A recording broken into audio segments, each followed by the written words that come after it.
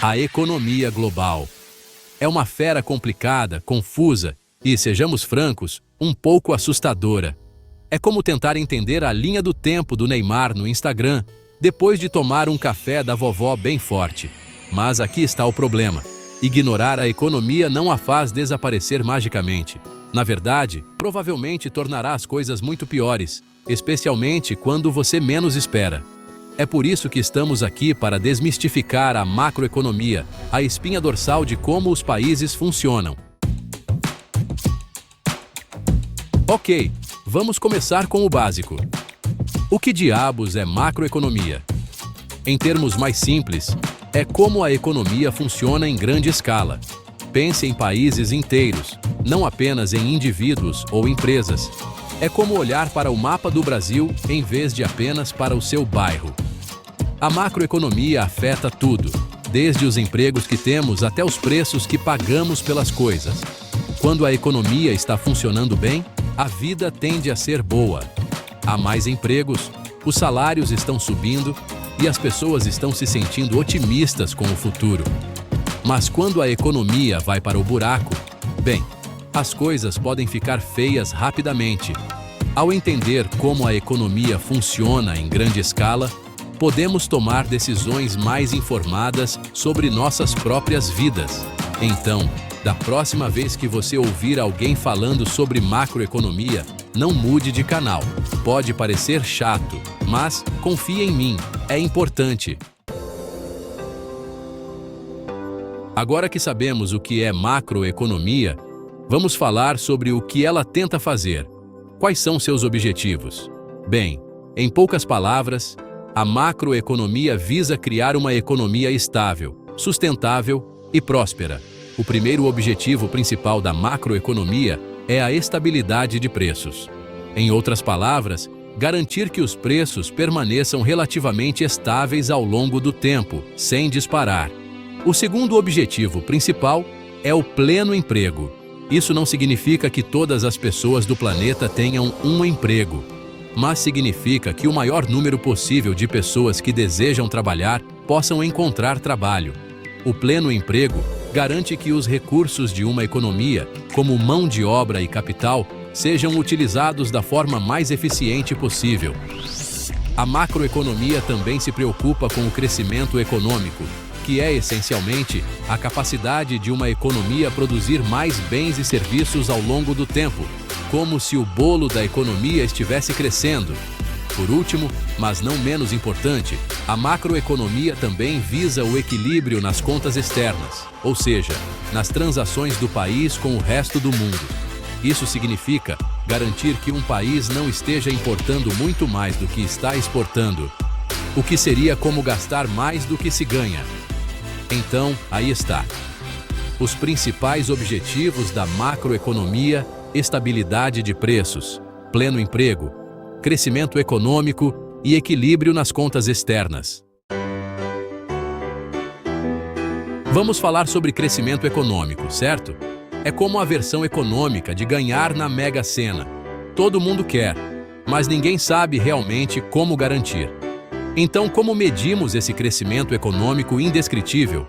Bem, usamos algo chamado Produto Interno Bruto, ou PIB, para abreviar.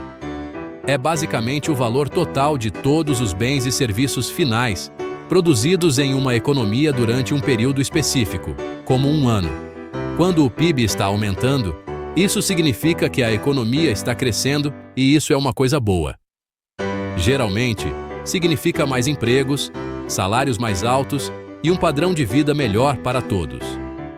Agora, existem algumas maneiras diferentes de um país aumentar seu PIB. Uma é aumentar a quantidade de trabalho que está sendo feito. Mais trabalhadores, mais horas trabalhadas, como uma grande fábrica a todo vapor.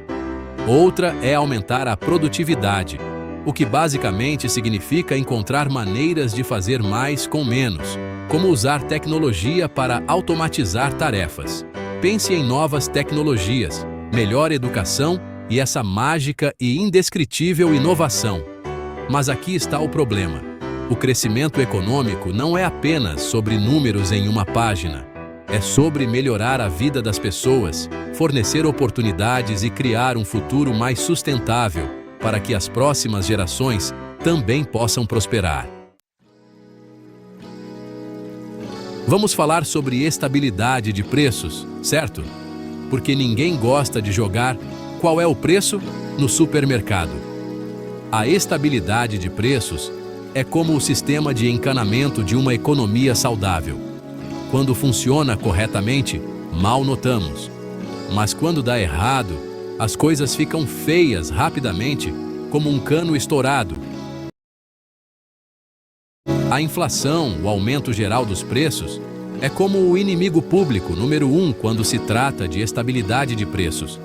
É como um imposto oculto que corrói nosso poder de compra, como se nosso dinheiro estivesse evaporando.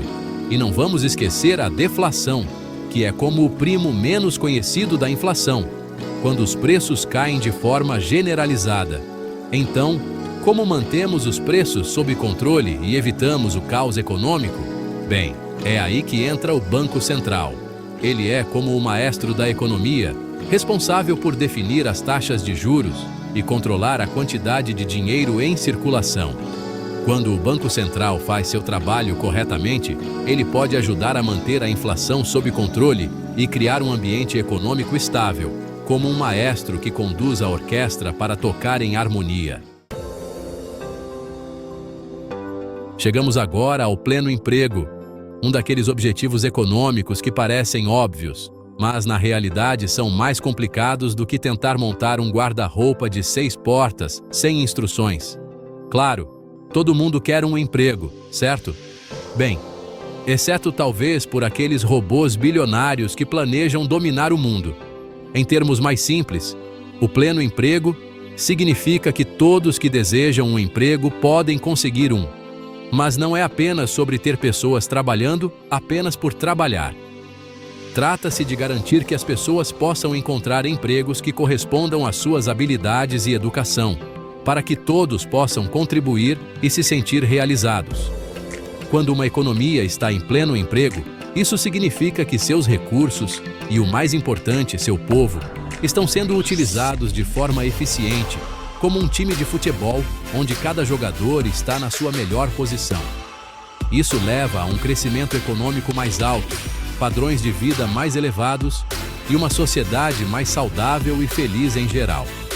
Quando as pessoas têm empregos, elas têm renda para gastar, o que impulsiona as empresas, gera mais empregos e faz a roda da economia girar. Finalmente, chegamos ao último de nossos objetivos macroeconômicos: o equilíbrio nas contas externas. Basicamente, o equilíbrio nas contas externas significa garantir que um país não esteja importando muito mais do que exporta, ou seja, que não esteja gastando mais dólares do que ganha com suas vendas para o exterior. Quando um país importa mais do que exporta, isso cria um déficit em conta corrente, como se estivesse gastando mais do que ganha no cartão de crédito. É como gastar mais dinheiro do que você ganha. Pode ser sustentável por um tempo, mas eventualmente você ficará endividado. E assim como com dívidas pessoais, muita dívida externa pode levar a todos os tipos de problemas para um país, como crises financeiras e falta de investimento. Então, como um país mantém suas contas externas sob controle? Bem, existem algumas maneiras diferentes.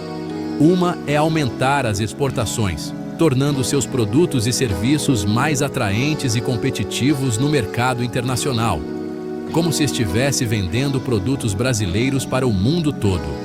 Outra é reduzir as importações, encontrando substitutos domésticos, ou simplesmente comprando menos coisas de outros países, priorizando o que é produzido internamente.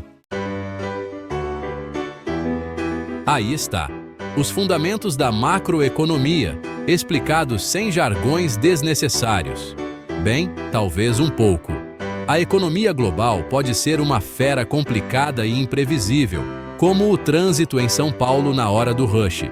Mas, ao entender esses princípios básicos, você estará mais bem equipado para navegar pelas complexidades e tomar decisões informadas sobre seu próprio futuro financeiro, como um verdadeiro craque da economia.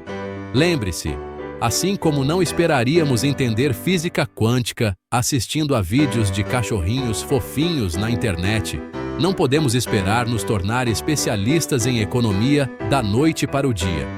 Mas, ao dar pequenos passos, educando-nos e mantendo-nos informados sobre os eventos atuais, podemos, pelo menos, tentar nos manter à frente da curva, como um bom investidor que acompanha o mercado.